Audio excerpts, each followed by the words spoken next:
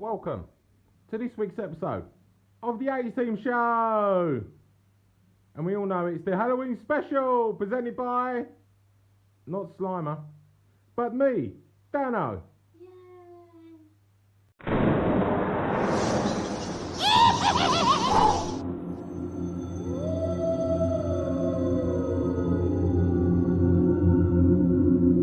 Welcome to the Halloween special of the A-Team Show.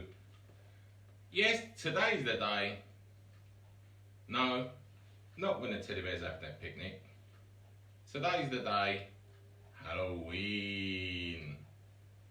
That's right, it's where kids and they go out trick-or-treating, get some confectionery, pull some tricks. But why should the children get all the fun? Why can't we go around and do trick-or-treating and get all the sweets, eh? Coming up on this week's show, obviously Halloween themed, horror, scary, ooh, spooky. So let's get straight in with the movie section.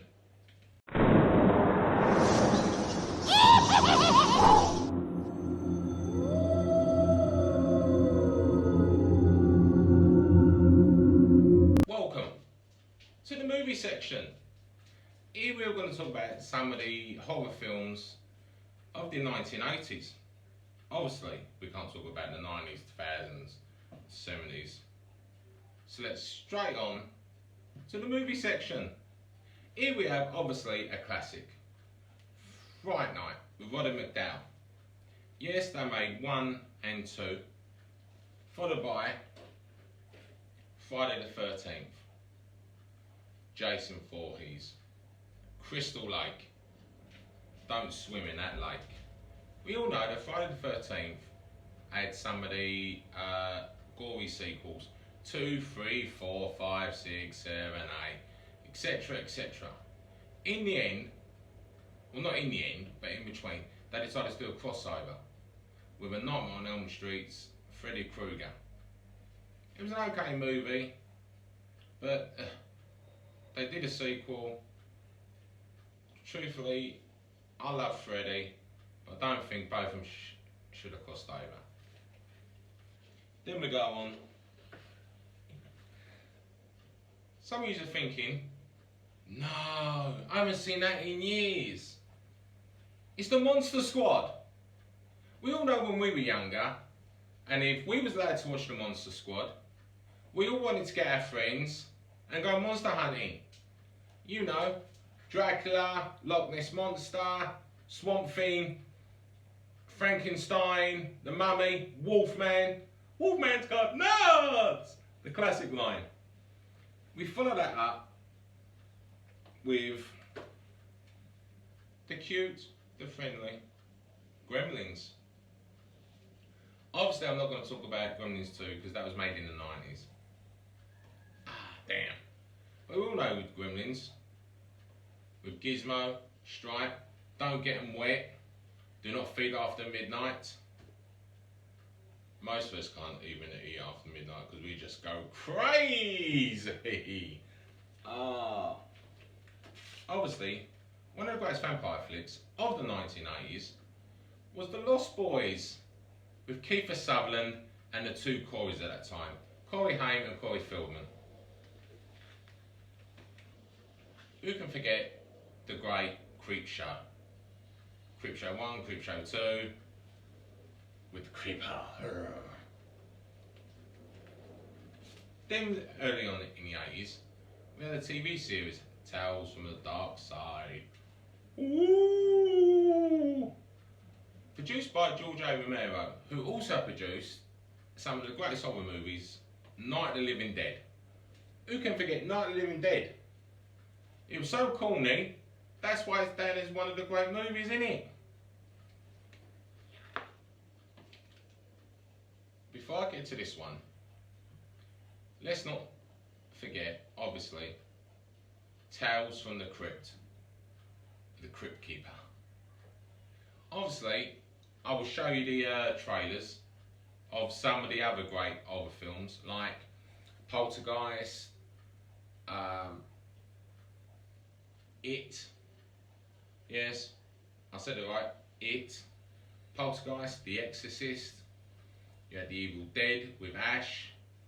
You had Ghostbusters, Ghostbusters 2, Nightmare on Elm Street 1, 2, 3, 4, 5, 6, 7. But the late ones went into the 90s. Then obviously you had, who can forget Elvira, Mistress of Dark.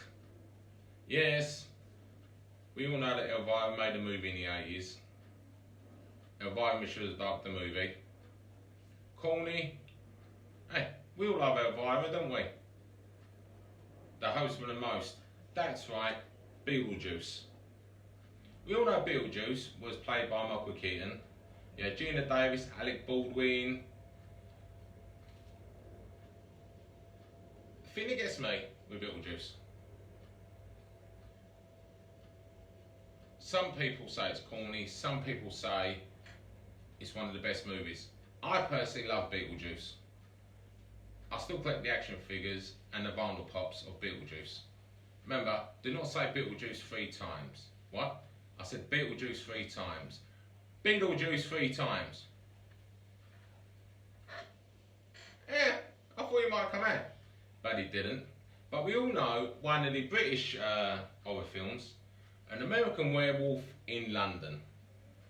It goes down as having one of the greatest werewolf transformation scenes. The part I love in it, obviously, was when he goes and sees his victims in the cinema. That part scared me when I was a kid. It's still played in the back of my mind.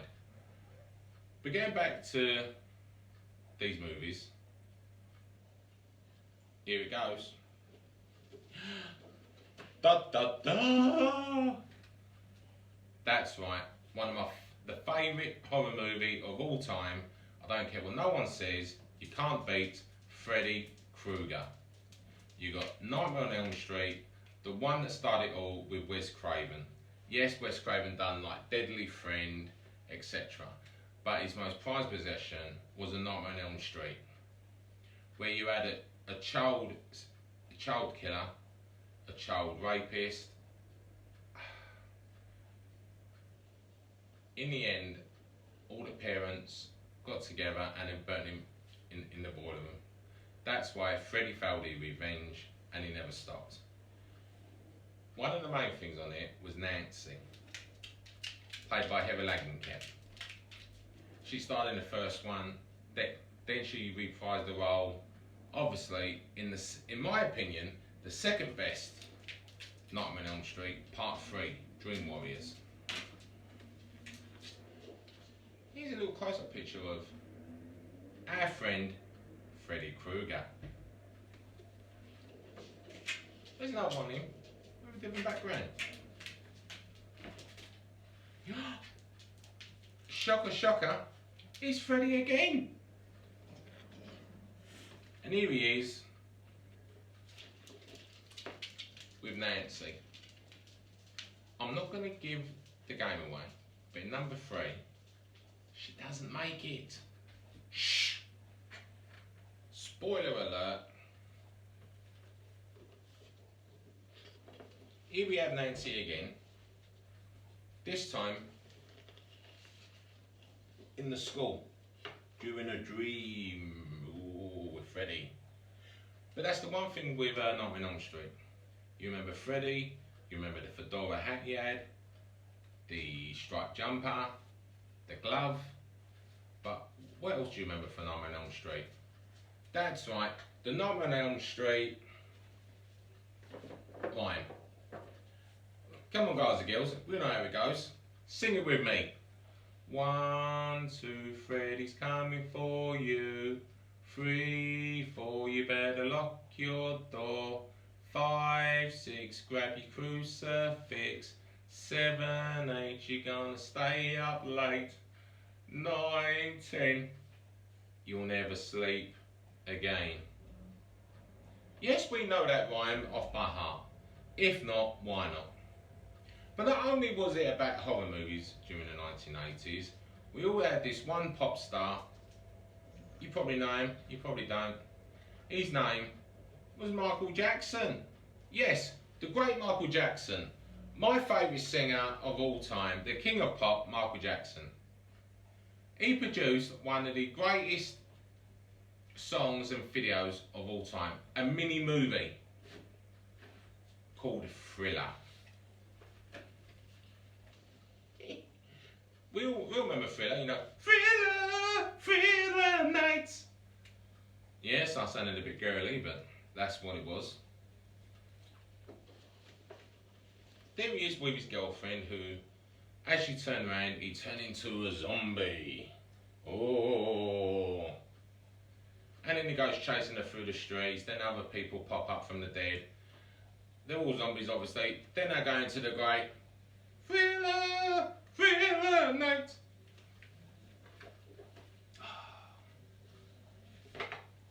It's a scene of him trying to turn into a werewolf. But that was because of the film they was watching in the cinema.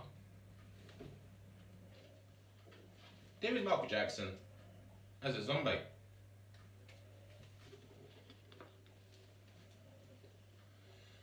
Now,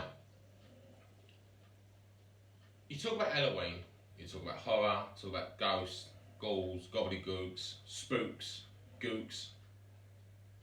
Then you have to talk about your entities, your poltergeist, your class 4 phantoms. Then you talk about the Slimers. I'm sorry, what was that? The Slimers. But wait a minute, how comes he says Slimers? There must be a reason for him saying Slimers. No, there's not. Yes, that's right. We talk about Slimers, you've got to talk about one of the greatest movies, or the greatest movie ever made. Ghostbusters. Bill Murray, Dan Aykroyd, Harold Ramis, Ernie Hudson, Sigourney Weaver, Rick Moranis and Annie Potts. I hesitate here because I do stutter. And we all know how the story goes. They were 3 parapsychologists who on the side they was doing their own investigations. Then the university couldn't stand it anymore. They weren't producing any results, so they got kicked out. Then they decided to set up their own Ghostbusters business. So 3 parapsychologists and psychologists start their own business called Ghostbusters. And we all know the Great Firehouse. And who can forget Ecto-1? And then obviously the Ghostbusters, they had to promote their business. And this is a scene that goes, are you troubled by strange noises in the middle of the night? Do you have feelings of dread in your basement or attic?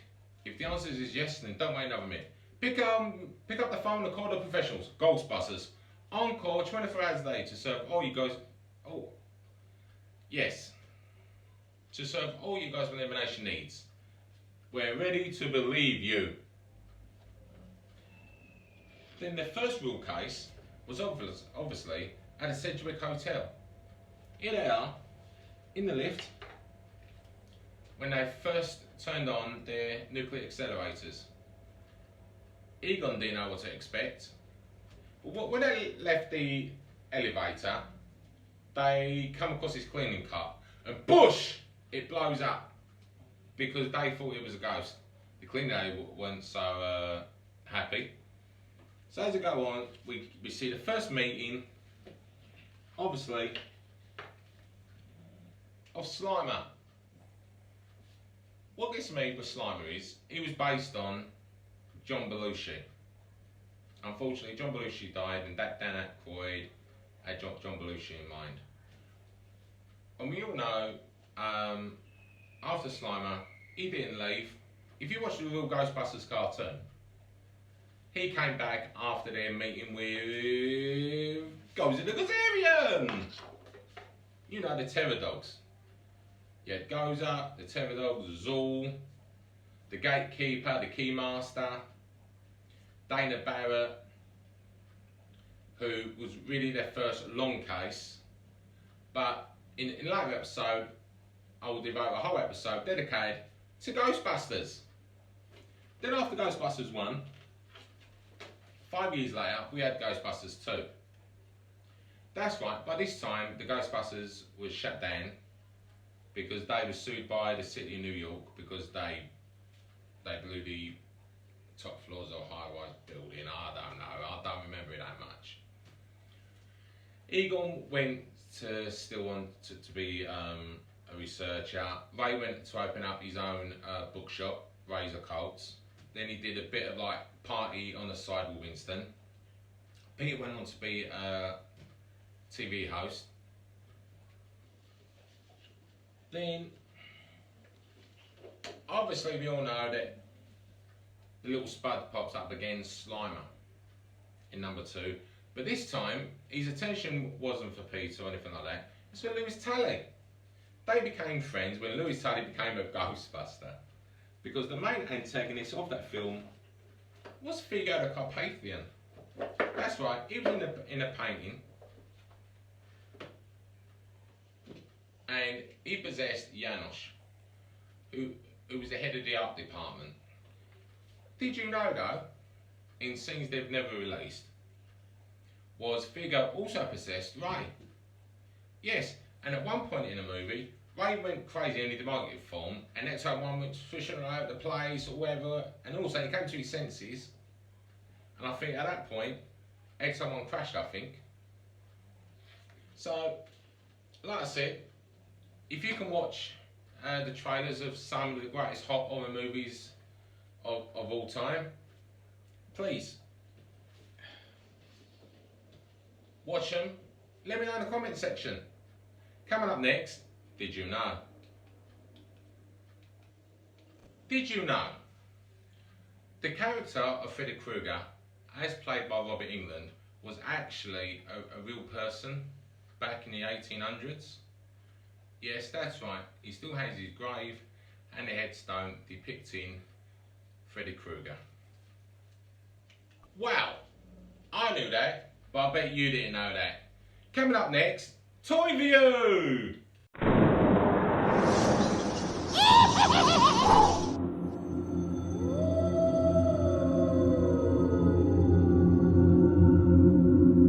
Welcome to the Toy Review section. Here we have some of the, what do you call it, like horror toys, spooky toys. We've got some pops, got some up to date, we've got a dancing Slimer. Let's go on to this toy review. As we all know, in the 80s, they didn't really release much, like in the horror genre. It's like this. We've got some Candacula, PVCs, that's Igor, Count Dracula, hey, Count Dracula. Then you had Nanny with Ducky Boos. Here we have the Crypt Keeper. We all know the great Crypt Keeper. But what was made, it wasn't released in the 80s. It was a 90s release.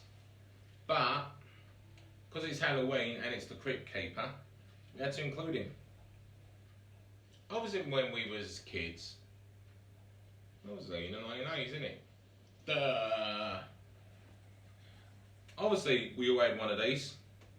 The Coffin Banks. Yes, this is still mine from when I was a kid. It hasn't got a lid anymore, but if you can see, it still works even though I ain't got a lid. I use that all the time to keep my money in. One much. That was enough. Oh no!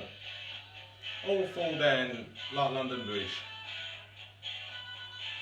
We're getting to these now anyway. Like I said, in the 1980s, you had the real Ghostbusters. And in the real Ghostbusters set, they released the 4 main characters. We got Ray, we need Proton Pack accessory, Winston. Now, don't worry, guys.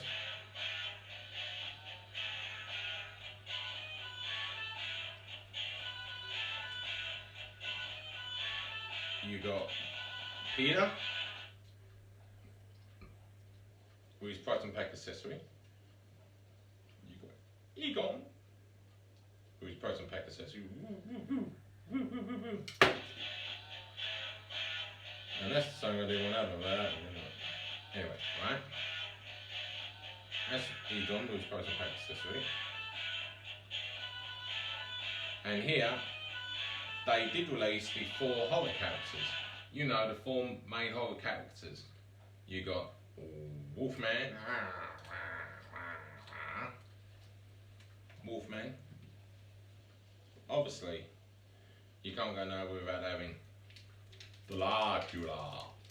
Ha ha ha ha ha! Dracula. Ha ha ha ha ha! Then you got Zombie. Wow, wow, wow, wow, wow. Then you've got Slimer's off again. That means he likes it. And you go, Quasimodo.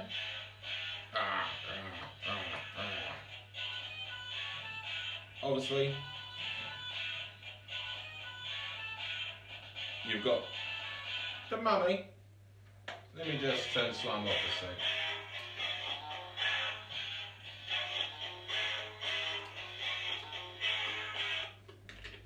He's had a battery out. Then you got the Mummy. Whoa, the Mummy. Oh no! Oh why he fell to pieces. Oh great. Oh well. That's my Mummy down the tube. Then you've got, who can forget, Frankenstein. Frankenstein. Oh, I'm on my voltage. Ooh. I know it's not 1980s. But during the, I think it was 70s, they produced this fantastic, excellent horror TV show. It was a cartoon. Who can forget the Groovy Ghoulies? That's right, the Groovy Ghoulies. That was a horror thing. You had Frankenstein, Dracula, Wolfman, you had them all. Remember? I needed that. It was a classic line from Frankenstein. Here we have, obviously, we've got some Beetlejuice toys. This is Sideshow Beetlejuice. We've got some Gremlins. Obviously, we've got the PVCs. You've got Gizmo, Spike, and this is what Spike gets into after he eats at midnight. Obviously, we've got the Benny version. We have the Stay Puft Marshmallow Man. You can't have Ghostbusters without the Stay Puft Marshmallow Man. Then here you've got some pop vinyls. You've got the Library Ghost from Ghostbusters. Then you got some Beetlejuice pop vinyls. Tour Guide Beetlejuice.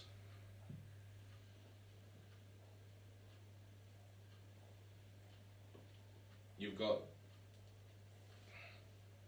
the Maylands.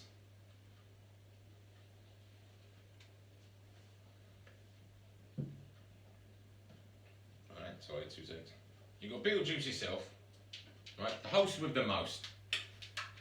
Then you got some Gremlin Pops, Little Gizmo. And who can forget Flasher Gremlin, eh? He's in the pub and he flashes Phoebe Cates. And the one with thingy. And they all go wobbly sets, wobbly sets, wobbly sets. Don't worry. The Ghostbusters are okay. Ghostbusters still there. Ghostbusters are okay, guys. Anyway, like I said, that's it for Toy Review. Coming up, fun fact. Fun fact. Did you know, in the real Ghostbusters cartoon, Arsenio Hall voiced the character of Winston Sedmore? Yeah.